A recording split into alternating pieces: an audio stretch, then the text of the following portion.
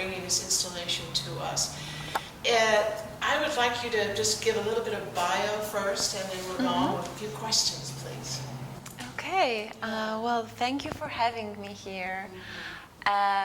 In a way, my dream came true with this installation, being in this space, because it was almost exactly a year ago when I saw the very first time in Friday Harbor, and I was riding my bike next to the museum on the other side of the street, and I saw this beautiful atrium space, and I remember that was also amazing installation at the time, and I fell in love with the space. I came here and I saw it inside, and I was like, wow, I would like to put together this installation here in this space.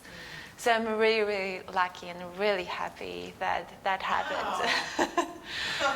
Yes. That's fantastic. Thank you so much for hosting me here. And yeah, so my name is Kalina Winska, and I'm originally from Poland, but right now I'm a Seattle-based artist, and I grew up in Poland.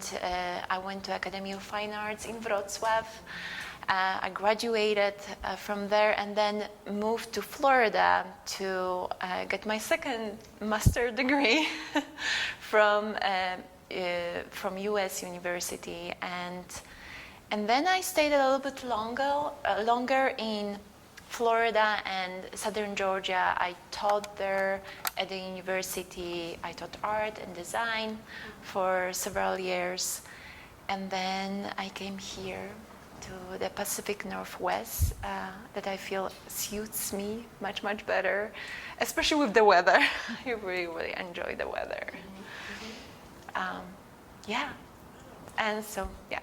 So what was your second master's degree? It was also in art. All right.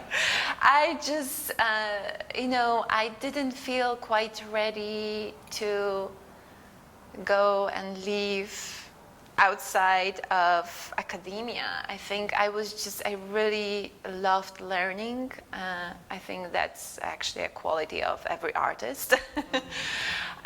But I also wanted to have a little bit of an adventure with that.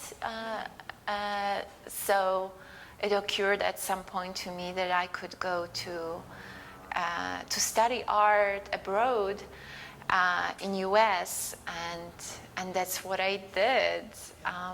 I applied to a couple of places here to graduate programs, and I got accepted. I got fellowship, so it was a wonderful time in Florida. I learned a lot. I experimented a lot, actually, during that time, and this is how I got interested also in installation art.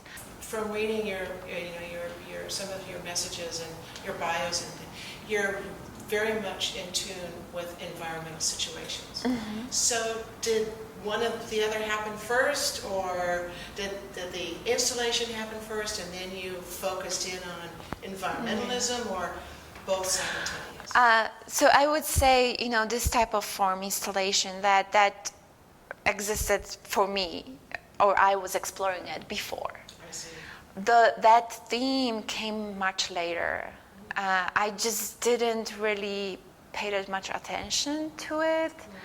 And I think I was very, art was, it's always first in my life, right?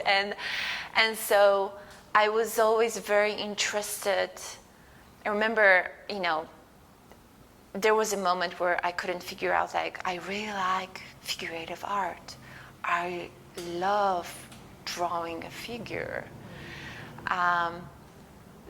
Or nudes, and I was very much into figurative painting, but I also loved, just working with shapes, colors, and just exploring just visual language to, the bare essentials of it, and I had a really hard time to decide on that, and I think, after some time of learning and exploring, I finally switched to abstract art because I felt like it opens up so many doors for me, in terms of the visual exploration and the poetry that I really wanted in my work. I didn't want anything literal, and so that kind of led me to exploring installation. But then, so there was always like focus of like, just focusing on art and elements of art. Like that could be it. But it wasn't enough for me. Meaning like, I was so interested in abstraction, but then I began rediscovering color. Joseph Albers, I began teaching on color and design theories, and I just fell in love with color during the time when I was just like working only pencil on paper, very. And I was like, and I kind of like was resetting everything in my artistic life, and I just didn't know. I was like, well, I really like abstract art. I want this to be like that, but I need another layer of meaning. I really would like this to be about something important to me. Being fascinated with how data is delivered, like how it's packaged in a way, right, visually, to explain what is happening with the weather, with the changing environment. And I think that allowed me to introduce a lot of color that you can see right now here, lots of neon color that's striking, artificial computer-generated color that is, a lot of that color coding that you see in radar images, images generated by different instruments that translate the data that is received from radars or satellites. Right. So that leads me, I love what you just said, that leads me to the question of the coloration that we're seeing hanging above us. Let's focus on that for now. And so could you explain a little bit about these images?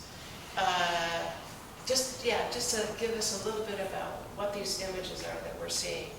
Sure. So what that is, it's a screen printed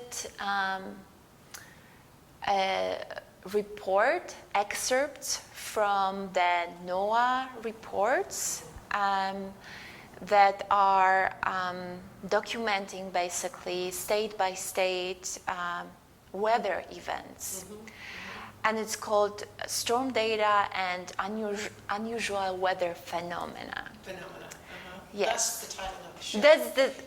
That's the title of the show, because I was thinking like this is such an incredible, a very charged title. Mm-hmm. And then I'm thinking about, how that report looks like. It just looks like a list of events that are not necessarily of such great scale as, it lists sometimes those big, crazy hurricanes that happened in the last several years, but it also lists some more mundane, smaller occurrences or events that are, for example, unusual or larger than usually size of a hail beads, yes, or flooding, or so it's all is packed into that like category of extreme. And what I chose here are excerpts, descriptions. Sometimes these are like pretty long descriptions about that.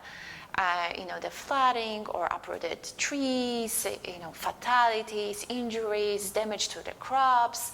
All of that. And sometimes it's just extremely detailed, sometimes not really. And it's just delivered in such a, devoid of emotions language that it just kind of feels like, it's something that we're doing every day, and those things happen all the time. Right. And those things, we kind of like get used to it. it's happening, right?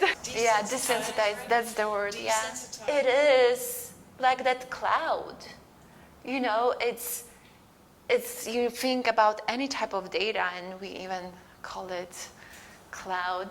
This is where you store all the data, right? In the cloud, right? So it is obscure to some degree, and it's hard to reach. It's hard to understand. It's sometimes just this blob of information that is not accessible easily or understood.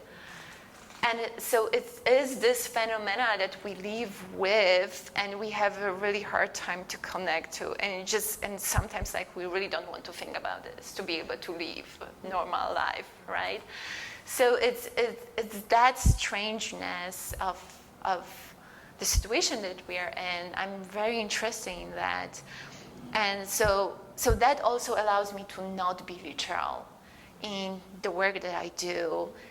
It's more about, the entire installation is more about creating the feeling. I really don't care that much if people don't read this. It's not like maybe a few words, that's tornado word or hail or something. So to know that, oh, this is something, this is a real thing that is being documented. And now it's in this cloud above me, right? It's like this kind of whisper of events. But then also you're bringing it down to earth. Yes. With what's at our feet. So can you talk a little bit about bringing it down to earth and what's at our feet?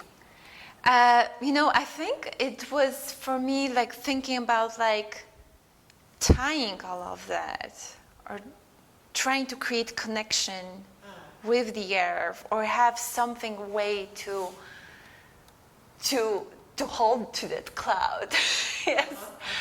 And I think there are also other ideas and interpretations that go into here, because I'm thinking that there are lots of reports about flooding, about raising, you start thinking about the climate change, global warming, and the levels of ocean going up, melting ice and all that. So there's definitely like the idea of like, okay, weather circulation, cloud, rain, water, and then reference to coastal communities that struggle the most with flooding. And if I think about buoys, flows, this is something that helps us to not sink, literally, to be just on the surface still, so there's some struggle here. But it's also like, just kind of failing also, because how much that can help. This is, if you think about that, this is a huge cloud, and how is that helping to tie it down, to like literally, like we're wrestling with the entire issue, and we don't know how to resolve it. And it's a little bit scary. And so then I thought, there's a lot of meaning that goes into the color, the way I use it. But there's also this main idea of like, okay, well, let's try to tame it, or like make it a little bit more digestible and playful, and a little bit easy on eyes and hearts. Thank you doesn't seem good enough, but thank you so much for bringing your work, your energy to our gallery. And I'm so glad that you were walking down the street a year ago.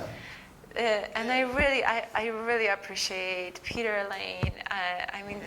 It was that day I came here and I began talking to him, and I was like, you know what? I have this installation. I'm going to show it here. And he was like, okay, send the proposal. And that's how it started. And so I really appreciate the board members and the committee that they got interested in this work, in having this to be shown here. So thank you. Thank you. Thank you.